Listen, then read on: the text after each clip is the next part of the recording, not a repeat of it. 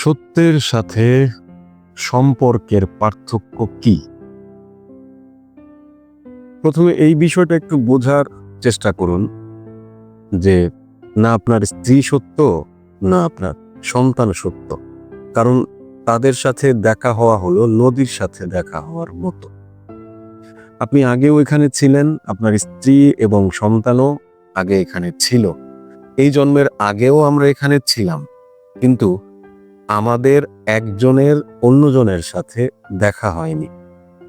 আপনি এর পরেও এখানে থাকবেন এবং আপনার স্ত্রী সন্তানও থাকবে, কিন্তু দ্বিতীয়বার আর আপনাদের সাথে মনে হয় না দেখা হবে।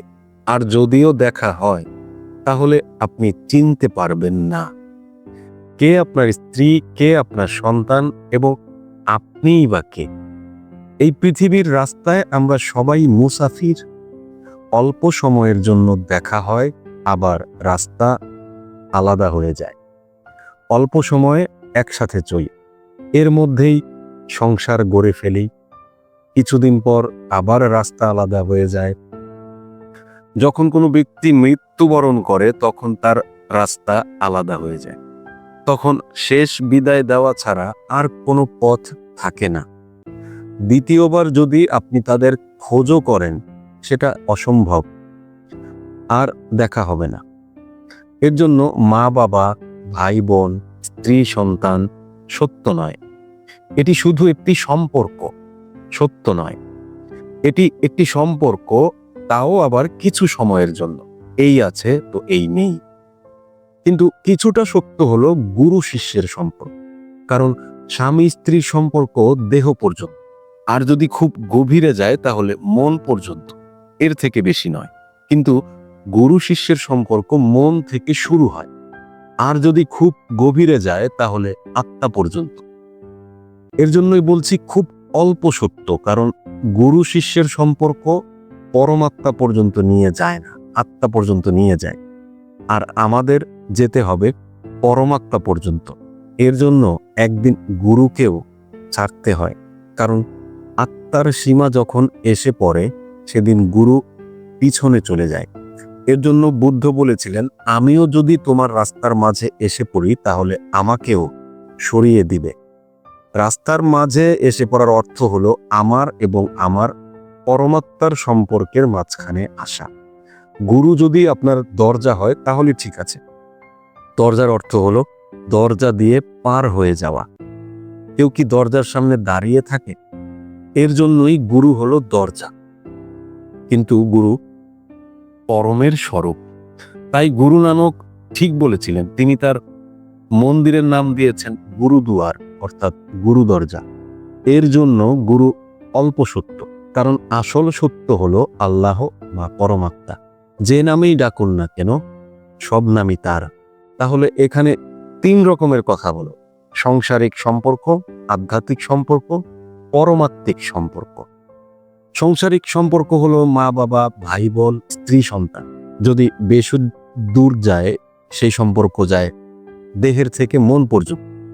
আধ্যাত্মিক সম্পর্ক হলো শিষ্য আর গুরুর সম্পর্ক। যদি বেশি দূর যায় তবে সেটা মন থেকে আত্মা পর্যন্ত। এরপর আর কোনো সম্পর্ক নেই। তখন আপনি একা।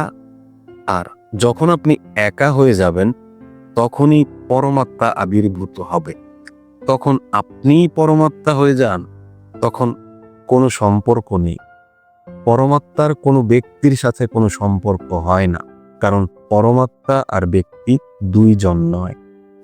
তারপর আরেকটি জিজ্ঞাসা থাকে যে ধর্ম সত্য কিনা। ধর্ম সত্য। ধর্মের অর্থ হলো অসম্ভবকে সম্ভব করা। ধর্মের অর্থ হলো আমি আমার আগের স্বভাবকে ফিরে পাওয়া, নিজের ভিতর ডুবে যাওয়া, কেউ যেন বাইরে না থাকে। গুরু সহ কোনো ধরনের সম্পর্ক যেন বাইরে না থাকে। তিনিই হলো সত্য গুরু, যিনি আপনাকে সেই জায়গায় পৌঁছে দেন যেখানে গুরুর থেকেও মুক্ত হয়ে যাবেন। তাকেই সত্য গুরু বলে। আর সেই গুরু হলো মিথ্যা, যে আপনাকে নিজের কাছে আটকে রাখে। সে বলবে, আমার থেকে আগে যেও না, এখানেই তোমার মঞ্জিল, আর আগে যেতে হবে না।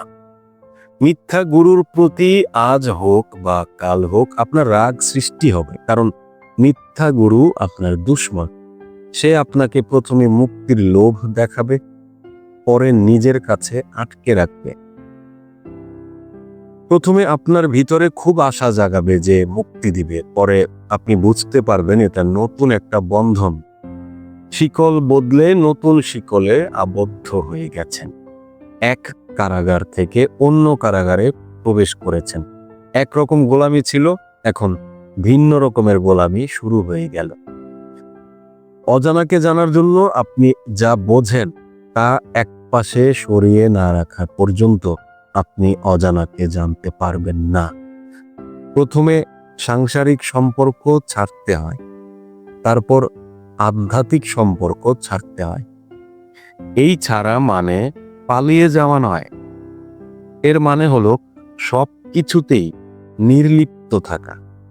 সবশেষে সেই থেকে যায় যে সবাইকে বুঝতে পারে, কোনো বিচার নয়, সে কেবল সাক্ষী হয়ে থাকে। তাকে আপনি ধর্ম বলেন বা পরমাত্মা বলেন, মুক্তি বলেন বা সমাধি বলতে পারেন, যা আপনার কাছে ভালো মনে হয়। আর তখনই কেবল প্রকৃত সত্য উপলব্ধি হয়।